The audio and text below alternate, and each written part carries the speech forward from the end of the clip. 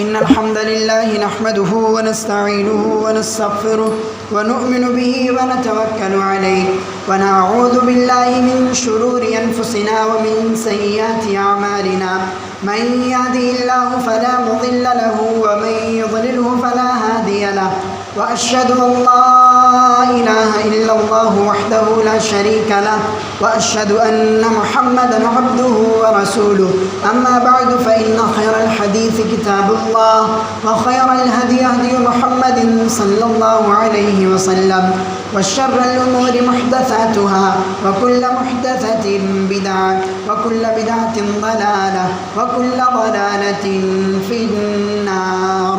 أعوذ بالله من الشيطان الرجيم. بسم الله الرحمن الرحيم. قد أفلح من زكاها وقد خاب من دساها. تمام قسم کی تعریف و توصیف، بڑائی، بزرگی، کبریائی، حمد و ثنا اس وحدہ لا شریک کے لیے لائق و سزاوار ہے جو اس کل کائنات کا اکیلا مالک و مربی و پالنہار ہے۔ درود و سلام اس کے تمام پیغمبروں پر، خصوصاً اس کے آخری نبی تاجدار مدنی احمد مصطفیٰ صلی اللہ علیہ وسلم پر لاکھوں کروڑوں درود و سلام کا ہدیہ نازل ہو، صلی اللہ علیہ نبینا وعلیہ آلہ وسلم۔ برادران اسلام، دینی و ملی بھائیوں، بزرگوں، نوجوان ساتھیوں اور میری پردہ نشین ماؤں اور بہنوں، آج کے اس خطبہ جمعہ کے اندر میں آپ لوگوں کے سامنے جس عنوان پر گفتگو کرنا چاہتا ہوں وہ ہے تزکیہ نفس کی اہمیت۔ تزکیہ نفس کی اہمیت۔ آج کے اس خطبہ جمعہ میں انشاءاللہ قرآن و حدیث کے حوالے سے تزکیہ نفس کے تعلق سے کچھ باتیں قرآن و حدیث کے حوالے سے آپ لوگوں کے سامنے رکھنے کی کوشش کروں گا۔ اللہ رب العالمین سے دعا ہے کہ اللہ رب العالمین ہم تمام لوگوں کو حق بات سن کر اس کے مطابق عمل کرنے کی توفیق عطا فرمائے، آمین تقبل رب العالمین۔ برادران اسلام اور میری پردہ نشین ماؤں اور بہنوں، اللہ رب العالمین نے انسانی نفس کو بڑا ہی عجیب بنایا ہے۔ اللہ رب العالمین نے انسانی نفس کو بڑا ہی عجیب بنایا ہے۔ یہ خواہشات کی جگہ ہر طرح کی بری خواہشات اور باغیانہ خیالات اسی میں پیدا ہوتے ہیں، یعنی نفس ہی کے ذریعے تمام چیزیں ہوتی ہیں۔ یہی انسان کو اللہ رب العالمین کے احکامات کی نافرمانی کے متعلق ابھارتا ہے، اور یہی نفس شہوت کے وقت حیوانوں جیسی حرکتیں کرتا ہے، غصہ میں یعنی غصے کے دوران اظہار وحشت کرتا ہے، اور جب بھوکا ہوتا ہے تو حلال و حرام کی تمیز بھلا دیتا ہے۔ یہ نفس جب بھوکا ہوتا ہے تو حلال و حرام کی تمیز کو بھلا دیتا ہے، اور جب سکم و شیر ہو جاتا ہے تو پھر متکبر اور غرور و گھمنڈ میں آ جاتا ہے، اور مصیبت کے وقت بے صبروں کے طرح آہ وزاری کرتا ہے۔ غرض یہ کہ انسان کا نفس کسی بھی حال میں صبر نہیں رکھتا، انسان کا نفس ہر حال میں بے صبرا ہوتا ہے، لیکن اس کی اصلاح کرنا بڑا ہی مشکل ہوتا ہے، اور نفس کا تزکیہ کرنا یہ دل کی حیا ہے۔ نفس کا تزکیہ کرنا یہ دل کا حیا ہے۔ نفس کیا ہے؟ آئیے اب جاننے کی کوشش کرتے ہیں کہ نفس کیا چیز ہے۔ نفس انسانی بدن میں ایک ایسا چور ہے جو انسان کو اللہ رب العالمین کی طرف مائل نہیں ہونے دیتا، یعنی اللہ رب العالمین کی طرف بڑھنے نہیں دیتا۔ یہ نفس ایک ایسا چور ہے، ایک ایسی چیز ہے جو انسان کو اس کے پیدا کرنے والے خالق کے ساتھ جڑنے نہیں دیتا ہے، رکاوٹ بنتا ہے یہ نفس۔ اور ہمیشہ یہ نفس انسان کو شیطانی کے راستے پر لے جانے کی طرف ہمیشہ ان کی رہنمائی کرتا ہے، یعنی شیطان کے راستے کی طرف یہ نفس کھینچ کر لے کر جاتا ہے۔ یہ نفس، انسانی نفس، ہمیں برائیوں کی طرف کھینچتا ہے، برائیوں کی طرف یعنی برائیوں کے لیے آمادہ کرتا ہے۔ یہ نفس کی بہت ساری قسمیں قرآن و حدیث کے اندر بیان کی گئی ہیں۔ قرآن کے تعلق سے میں 3 باتیں نفس کے تعلق سے قرآن کے دلائل کے ساتھ 3 چیزیں میں آپ کے سامنے رکھوں گا۔ نفس یہ شیطان کا قدیمی ہتھیار ہے، نفس یہ شیطان کا بہت ہی پرانا ہتھیار ہے، اور بنی آدم کے وجود میں نفس میں ہی نفس ہی کی وجہ سے شیطان کو جنت کے اندر سے نکالا گیا تھا۔ یعنی اللہ رب العالمین نے جب انہیں حکم دیا کہ آدم علیہ السلام کو سجدہ کرو تو اس نے انکار کر دیا، اس نے اپنے آپ کو حضرت آدم علیہ السلام سے بہتر اور ان سے افضل سمجھا، اس لیے اس نے اللہ رب العالمین سے یہ کہا کہ میں سجدہ نہیں کروں گا، اس لیے کیونکہ تو نے مجھے آگ سے پیدا کیا ہے اور آدم کو مٹی سے پیدا کیا ہے، اور جب آگ کو جلائی جاتی ہے تو وہ بلند ہوتا ہے، اس اعتبار سے میں بلند ہوں آدم سے، کیونکہ تو نے آدم کو مٹی سے پیدا کیا ہے۔ اگر مٹی کو آسمان کی طرف اچھالا جائے تو وہ پلٹ کر زمین کی طرف ہی آتا ہے۔ تو یہ چیز شیطان نے اللہ رب العالمین سے کہا کہ میں آدم سے بہتر اور افضل ہوں، جبکہ اس نے یہ نہیں سوچا کہ حکم کون دے رہا ہے، سجدے کا حکم کون دے رہا ہے۔ سجدے کا حکم اللہ رب العالمین نے دیا کہ تم سجدہ کرو، تو اللہ کے حکم سے تمام فرشتے ہر کوئی سجدے میں گر گئے سوائے ابلیس کے، اس نے سجدہ نہیں کیا۔ گھمنڈ پر اگر اس نے اللہ سے بغاوت کی کہ میں تیرے اس بندے کو سجدہ نہیں کروں گا، اسی وجہ سے، اسی ایک سجدے کی وجہ سے اللہ رب العالمین نے اسے جنت سے بے دخل کر دیا، اسے جنت سے پوری انسانیت یعنی ہمیشہ ہم قیامت تک کے لیے اس کو ذلیل و رسوا کر دیا۔ اور جاتے جاتے ابلیس نے اللہ رب العالمین سے ایک وعدہ کیا کہ میں جنت سے تو جا رہا ہوں ذلیل و خوار ہو کر، لیکن میں تیرے بندوں کو گمراہ کروں گا، تیرے بندوں کو حق کے راستے بھٹکاؤں گا، صراط المستقیم کے راستے پر آنے سے انہیں روکوں گا۔ پھر بھی اللہ رب العالمین نے اس ابلیس کا اس چیلنج کو قبول کیا اور کہا کہ جا، تجھے جتنا بھٹکانا بھٹکا، لیکن جو میرے مخلص بندے ہوں گے، جو میرے نیک بندے ہوں گے، کبھی بھی تیرے بہکاوے میں نہیں آئیں گے، تیرے بتائے ہوئے طریقے کے مطابق پر نہیں چلیں گے۔ وہ کتاب اللہ اور کتاب اللہ کی کتاب یعنی وہ میرے، اللہ رب العالمین نے کہا کہ وہ میرے بتائے ہوئے طریقے اور میرے نبی کے بتائے ہوئے طریقے کے مطابق عمل کریں گے، وہ لوگ جو میرے حقیقی بندے ہیں۔ تو یہ چیلنج کیا تھا ابلیس نے اللہ رب العالمین سے، اور اللہ رب العالمین نے اس کے اس چیلنج کو قیامت تک کے لیے قبول کر لیا، اسے چھوٹ دے دی، تجھے جتنا بھٹکانا ہے بھٹکا، لیکن اللہ کے بندوں کو علاوہ تو اور اللہ کے بندوں کو تو نہیں بھٹکا سکتا، یعنی اللہ کے جو مخلص بندے انہیں تو کچھ نہیں کر سکتا، یہ اللہ رب العالمین نے خود کہا ابلیس سے۔ اسی طرح آئیے اب وہ چیز جاننے کی کوشش کرتے کہ تزکیہ نفس کیا ہے، تزکیہ نفس کسے کہتے ہیں۔ عربی زبان میں تزکیہ کا مفہوم کسی چیز کو صاف ستھرا کرنا، تزکیہ کا معنی ہوتا ہے صاف ستھرا کرنا، کسی کو پاک کرنا، کسی چیز کو پاک کرنا، نشو نما دینا۔ اور اصطلاحی تعریف اس کی ہے کہ نفس کو غلط رجحان سے بچانا، یعنی برائیوں سے نفس کو بچانا، یہ اصطلاحی تعریف ہے۔ اسی طرح نفس کے دو پہلو بیان کیے گئے ہیں، نفس کے دو پہلو بیان کیے، پہلے پہلو ہے کہ اس کا مطلب گناہوں سے دور کرنا، تزکیہ نفس کا مطلب ہے کہ گناہوں سے اپنے آپ کو پاک کرنا، اور دوسرا پہلو ہے کہ صفائی کے بعد نیکیوں کی طرف، اچھائیوں کی طرف رہنمائی کرنا، اچھائیاں کرنا، یہ دو پہلو ہیں تزکیہ نفس کے۔ اسی طرح نفس انسانی کی تین حالتیں، قرآن کے حوالے کے ساتھ میں بتاتا ہوں، نفس انسانی کی تین حالتیں۔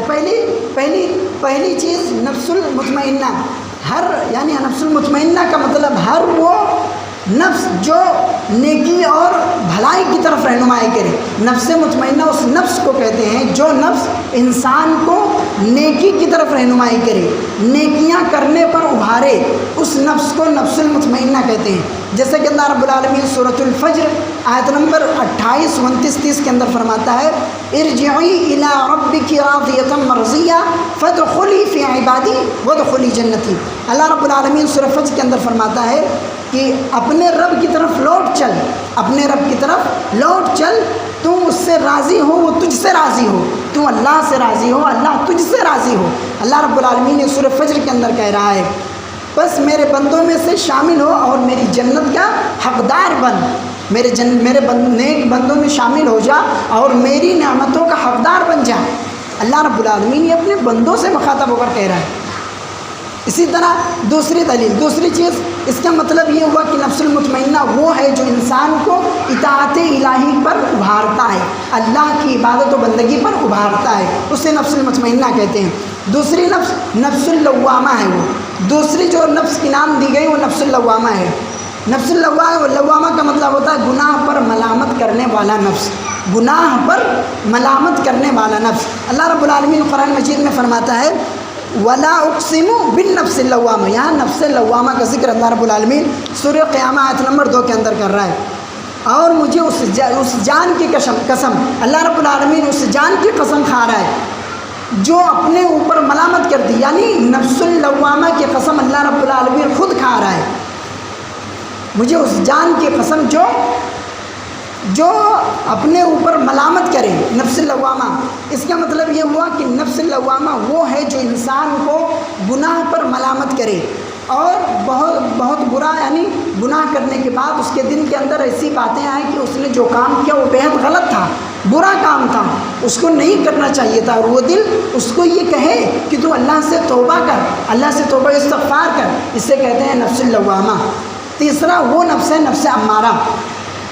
نفس امارہ کا مطلب ہوتا ہے گناہ پر ابھارنے والا نفس، گناہ پر یعنی گناہ کرنے کے لیے ابھارنے والا نفس، اسے نفس الامارہ کہا جاتا ہے۔ جیسے کہ اللہ رب العالمین سورۃ یوسف آیت نمبر 53 کے اندر فرماتا ہے وما ابرئ نفسی ان النفس لامارۃ، یہاں نفس امارہ کا ذکر ہے، ان النفس لامارۃ بالسوء الا ما رحم ربی، سورہ یوسف آیت نمبر 53۔ اللہ رب العالمین فرماتا ہے کہ اس کا مطلب یہ ہوا کہ نفس امارہ وہ ہے جو انسان کو گناہوں یعنی برے خواہشات کی پیروی پر آمادہ کرے، یعنی برائیوں کو کرنے کے لیے ابھارے، برائیاں کرائے، اسے نفس امارہ کہا جاتا ہے۔ تو یہ نفس کی کچھ قسمیں تھیں۔ آئیے اب جاننے کی کوشش کرتے ہیں کہ تزکیہ نفس کی اہمیت و فضیلت کیا ہے۔ تزکیہ نفس یعنی اپنے آپ کو برائیوں سے پاک کرنے کی اہمیت و فضیلت کیا ہے۔ عزیز بھائیوں، اللہ رب العالمین نے انسان کی فطرت میں خیر اور شر کا شعور رکھ دیا ہے، اور وحی کے ذریعے صراط المستقیم کو بھی بتا دیا ہے۔ ہر انسان اپنے عقل کے ذریعے سے صحیح غلط کا فیصلہ کر سکتا ہے، اور شعور کے ساتھ اللہ رب العالمین نے کتاب اللہ یعنی قرآن مجید کو مکمل صراط المستقیم کہا کہ اگر انسان عقلی طور پر نہیں تو دلائل کے طور پر قرآن کے ذریعے قرآن کو پڑھ کر، قرآن کو سمجھ کر صراط المستقیم حاصل کر سکتا ہے، سیدھا راستہ اختیار کر سکتا ہے، سیدھے راستے کی جان پہچان کر سکتا ہے کہ کون سا سیدھا راستہ ہے، کون سا صراط المستقیم کا راستہ ہے، اور کون سا شیطانی راستہ ہے۔ آدمی اپنے سمجھ سے بھی کر سکتا ہے، اور اگر اس کی طاقت نہ ہو تو آدمی کے سامنے اللہ رب العالمین کا کلام اللہ موجود ہے، وہ قرآن کے ذریعے ان راستوں کا پتہ کر سکتا ہے کہ اللہ رب العالمین کے صراط المستقیم کا راستہ کون سا ہے، صحیح راستہ کون ہے۔ تو اللہ نے ہمارے شعور دیا ہے، عقل دی ہے، سمجھ دی ہے، تو ہمیں ان تمام چیزوں کو سمجھنا ہے، قرآن کو پڑھنا ہے کہ قرآن ہمیں صراط المستقیم کی طرف ہماری کس طرح گائیڈنگ کر رہا ہے، کس طرح ہماری رہنمائی کر رہا ہے۔ یہ ہمیں قرآن کو پڑھ کر سمجھ کر اس کو دیکھنا ہے، تب ہم اپنے نفس کو نیکیوں کی طرف تب جا کر لے جا سکتے ہیں، برائیوں سے تبھی ہم اپنے نفس کو بچا سکتے ہیں۔ اسی طرح گناہوں سے پاک لوگ ہی اللہ رب العالمین کو پسند ہے۔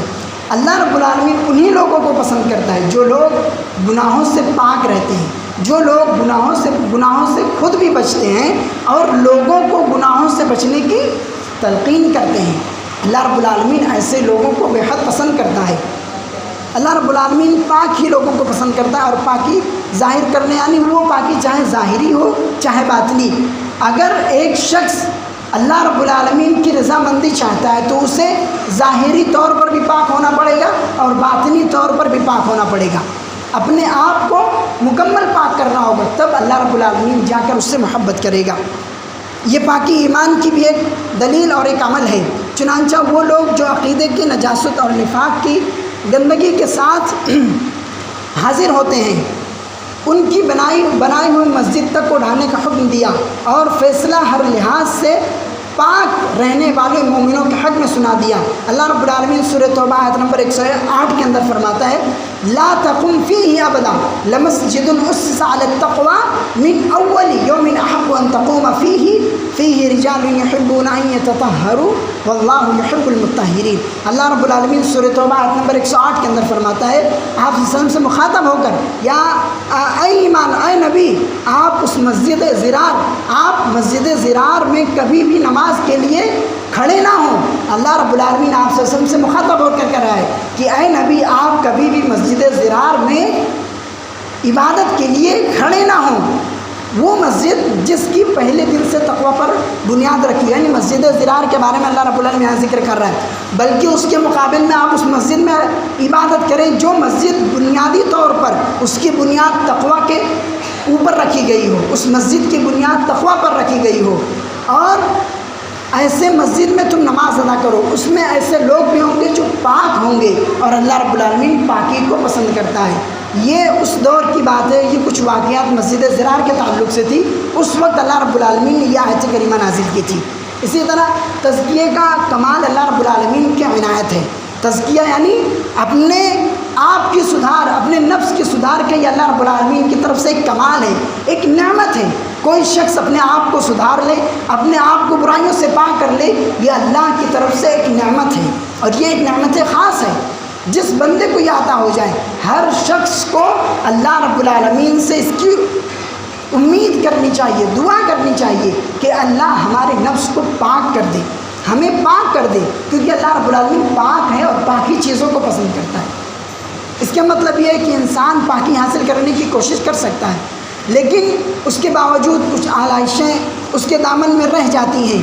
کامل تزکیہ عطا کرنا اللہ کی عنایت ہے، نیز تزکیہ کرنے والوں کو اس میں تکبر نہیں کرنا چاہیے۔ کچھ لوگ ہوتے ہیں نماز پڑھتے ہیں، روزے رکھتے ہیں، یعنی تمام کام کرتے ہیں، لیکن ساتھ ساتھ تکبر بھی کرتے ہیں۔ وہ یہ سمجھتے ہیں کہ میرے علاوہ کوئی متقی اور پرہیزگار نہیں ہے، اپنے آپ کو بہت ہی بڑا متقی اور پرہیزگار سمجھتے ہیں۔ تو اللہ رب العالمین نے اس چیز سے بھی منع کیا ہے کہ تم متقی بنو لیکن گھمنڈی نہیں، اس کے اندر تکبر، آپ کے دل و دماغ کے اندر تکبر نہ ہو، یعنی میں نماز پڑھتا ہوں تو میں اپنے آپ پر تمام لوگوں سے افضل سمجھوں۔ ہاں افضل سمجھیں، کیوں؟ اس لیے آپ فرائض کو انجام دے رہے ہیں، آپ کے سامنے کوئی ایسا ہے نہ دین کا کوئی علم رکھتا ہے اور نہ ہی اپنے فرائض کا اہتمام کرتا، تو آپ اس پر فضیلت دے سکتے ہیں اپنے آپ کو، لیکن اس پر تکبر سے کام لینا، اس کی اجازت اللہ رب العالمین نے نہیں دی ہے کہ ہم کسی پر تکبر کریں اس نیت سے۔ تو تکبر سے بھی اللہ رب العالمین نے منع کیا ہے کہ تکبر نہیں کر سکتے، خواہ ہم متقی ہی کیوں نہ ہوں۔ اسی طرح تزکیہ کرنا یہ پیغمبروں کا اصل مقصد ہے، اپنے نفس کو سدھارنا، اپنے نفس کو نیکیوں کی طرف بڑھانا، یہ پیغمبروں کا سب سے پہلا مقصد ہے، سب سے اصل مقصد ہے۔ اللہ رب العالمین نے گناہوں کی گندگی کو دور کرنے کے لیے نبیوں کو مبعوث کیا، نبیوں کو بھیجا۔ ایک تو نفس اللوامہ یا ضمیر انسان کے ساتھ یہ اندر رکھ دیا، یعنی نفس اللوامہ کو اللہ رب العالمین نے ہر شخص کے پاس رکھ دیا کہ اگر وہ گناہ کرتا ہے تو اس کا نفس اسے ملامت کرتا ہے کہ تو نے برا کام کیا ہے، گرچہ وہ کتنا ہی برا کیوں نہ ہو، کبھی نہ کبھی اس کے دل کے اندر یہ خیال ضرور آئے گا کہ جو کام اس نے کیا ہے وہ غلط تھا، اس پر اس کو توبہ کرنی چاہیے۔ تو یہ چیز اللہ رب العالمین نے ہر بندے کے اندر یہ نفس یعنی نفس لوامہ کو رکھ دیا ہے، یہ اللہ کی طرف سے بھی ایک انعام ہے۔ اور نبیوں کا اس دنیا کے اندر آنا یہ اس سے بڑی نعمت ہے، کیونکہ نبی ہمیں کتاب و سنت کی روشنی میں ہمیں ہماری تعلیم دیتے ہیں، کتاب و حکمت کے تعلق سے، قرآن کے تعلق سے ہمیں ہماری صحیح گائیڈنگ اور ہماری رہنمائی کرتے ہیں، صراط المستقیم ہمیں سیدھا دکھاتے ہیں قرآن کے ذریعے سے۔ تو یہ نبیوں کا آنا یہ ہمارے لیے ایک بہت بڑی نعمت ہے، جیسے کہ اللہ رب العالمین فرماتا ہے سورۃ النازعات آیت نمبر 17 اور 18 کے اندر، اذهب الى فرعون انه طغى فقل هل لك الى ان تزكى۔ اللہ رب العالمین سورہ نازعات آیت نمبر 17 اور 18 کے اندر فرماتا ہے حضرت موسیٰ علیہ السلام سے مخاطب ہو کر کہ اے موسیٰ تو فرعون کے پاس جا، اے موسیٰ اذهب الى فرعون انه طغى، اے موسیٰ تو فرعون کی طرف جا، بے شک وہ فرعون سرکش ہو گیا ہے، سرکشی پر اتر آیا ہے، اور جا کے اس کو اصلاح کر، اس کو دین کی صحیح تبلیغ کر، اس کی تاکہ وہ اپنے نفس کو سدھار سکے۔ وہ جو اپنے آپ کو متکبر کہلاتا ہے، اپنے آپ کو سب سے بڑا سمجھ رہا ہے، اس کو میرے قہر سے ڈرا۔ یہ اللہ رب العالمین نے موسیٰ علیہ السلام سے کو کہہ کر بھیجا۔ تو موسیٰ علیہ السلام گئے ان کے پاس، انہوں نے دین کی تعلیم دی ان کو، لیکن وہ نہیں مانا۔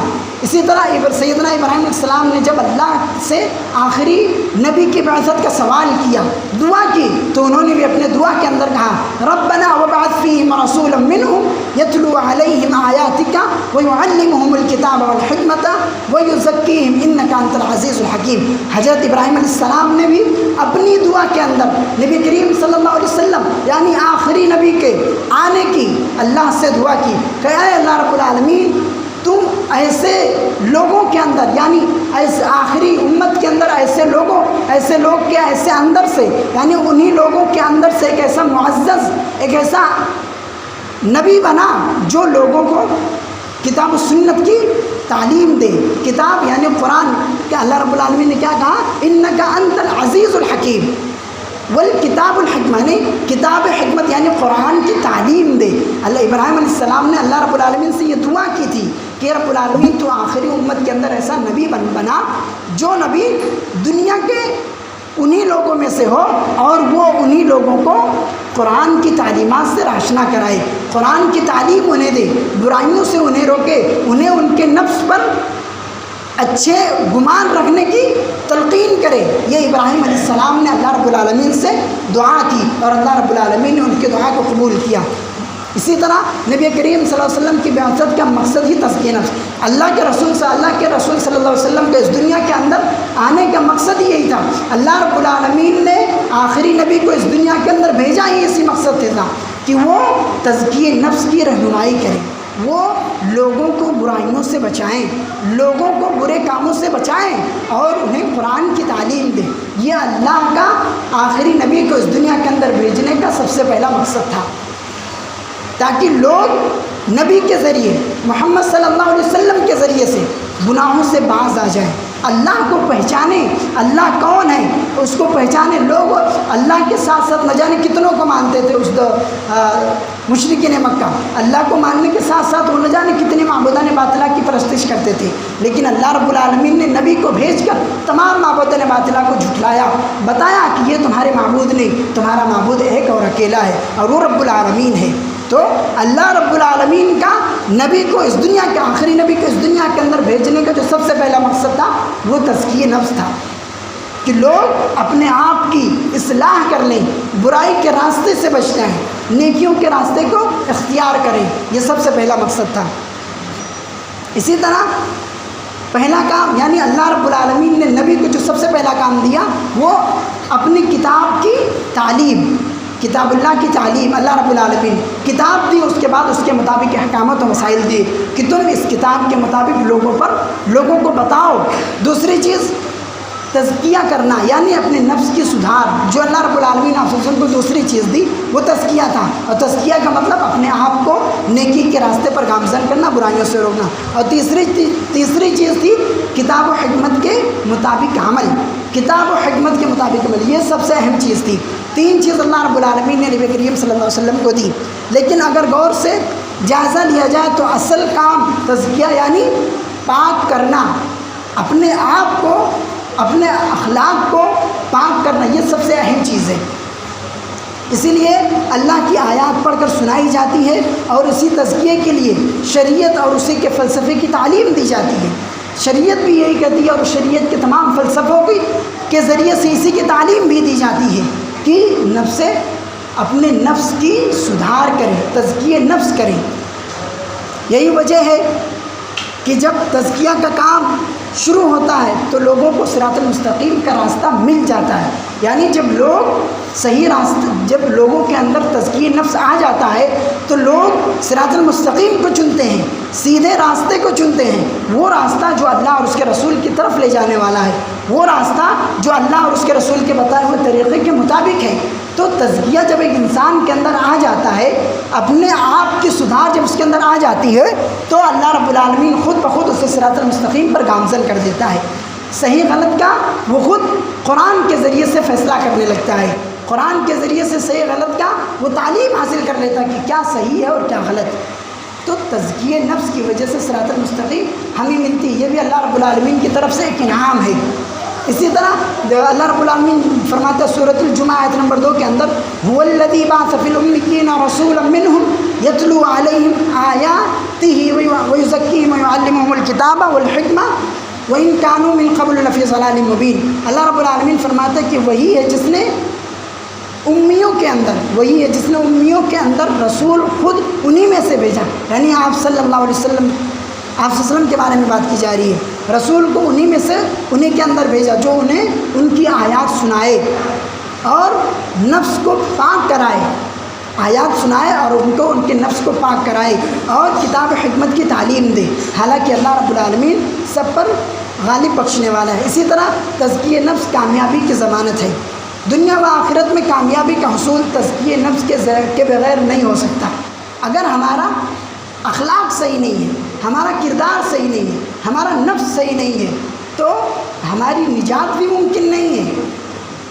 ہمیں اگر اپنی نجات کروانی ہے، ہمیں اللہ سے توبہ استغفار اگر ہم چاہتے ہیں کہ اللہ رب العالمین ہم سے راضی ہو تو ہمیں اپنے نفس کی تزکیہ کرنی ہوگی، اپنے نفس کو سدھارنا ہوگا، اپنے نفس کو برائیوں سے پاک کرنا ہوگا، نیکیوں کی طرف رغبت دلانی ہوگی، اپنے نفس کو نمازوں کی پابندی کرنی ہوگی، ہر برے کام سے بچنا ہوگا اور ہر نیکی کے راستے پر چلنا ہوگا. تب جا کر اللہ رب العالمین ہم سے خوش اور راضی ہو سکتا ہے.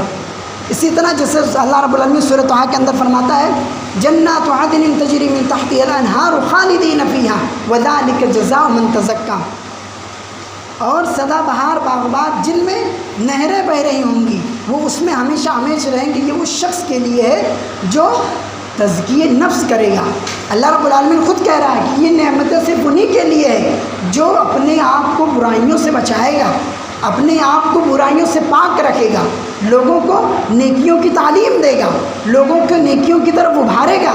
یا ایسے لوگوں کے لیے نعمتیں ہیں، ہر کسی کے لیے نہیں ہیں. اسی طرح اللہ رب العالمین دوسرے مقام میں فرماتے ہیں سورۃ الشمس آیت نمبر 10 اور 9 کے اندر قد افلح من تزکا وقد خاب من دساہا. یقیناً فلاح پا گئے وہ لوگ جس نے تزکیہ نفس کیا، جس نے اپنے نفس کی سدھار لی، اور وہ نامراد ہوگا جس نے اسے آلودہ کیا. یعنی جس نے اپنے نفس کی سدھار کر لی اس نے دنیا و آخرت کی کامیابی پا لی، اور جس نے اپنے نفس کو بگاڑ لیا اس نے اپنی دنیا بھی برباد کی اور اپنی آخرت بھی اس نے بیکار کر لی. اسی طرح تزکیہ میں ناکامی کا انجام جہنم. تزکیہ نفس میں ناکامی کا انجام جہنم ہے، اس کے علاوہ اور کچھ نہیں ہو سکتا. آخر میں ایک انسان اگر گناہوں کے ساتھ ساتھ اللہ کے حضور پیش ہو لیکن اس کی نیکیاں برائیوں سے سبقت کر لے جائیں، اس کی نیکیاں برائیوں سے آگے ہو جائیں، برائیاں کم ہو نیکیاں زیادہ ہو تو اللہ رب العالمین اس کے برائیوں کو معاف کر سکتا ہے. اللہ رب العالمین اس کے برائیوں کو معاف کر دے گا. لیکن اگر ایک بندہ جس کے اندر نیکی کا کوئی شعور ہی نہ ہو، نیکی کا کوئی کام ہی نہ ہو، اس کے اندر اس کے اعمال میں خالی برائیاں پڑی ہوں، اس کے اعمال برائیوں سے بھرا پڑا ہو، تو آپ ہی بتائیے کہ کیا رب العالمین ایسے بندے سے خوش ہو سکتا ہے؟ ہاں اللہ کا فضل ہو وہ الگ بات ہے، لیکن ظاہری طور پر اگر دیکھا جائے تو آپ خود ہی دیکھ لیجیے. اگر آپ کے یہاں کوئی کام کر رہا ہو، اگر وہ آپ کے کہنے کے مطابق کوئی کام نہ کرتا ہو تو کیا آپ اس سے خوش رہیں گے؟ ہرگز نہیں رہیں گے. آپ اسے کہیں گے یہ چیز نہ کر اور بار بار وہ چیز وہی کرے تو آپ کبھی اس سے خوش نہیں ہوں گے. لیکن اگر اسی کے بجائے آپ جتنا کہیں جو کہیں وہ اتنا کرے تو آپ اس سے خوش ہوں گے کہ یہ میں جتنا کہتا ہوں اتنا کرتا ہے. تو اسی طرح رب العالمین بھی ہے. ہم اگر ہمارے اعمال میں نیکیاں ہوں گی تو رب العالمین ہم سے خوش ہوگا. کچھ کمیاں اگر ہو گئی تو اللہ رب العالمین اپنے فضل سے معاف کر دے گا.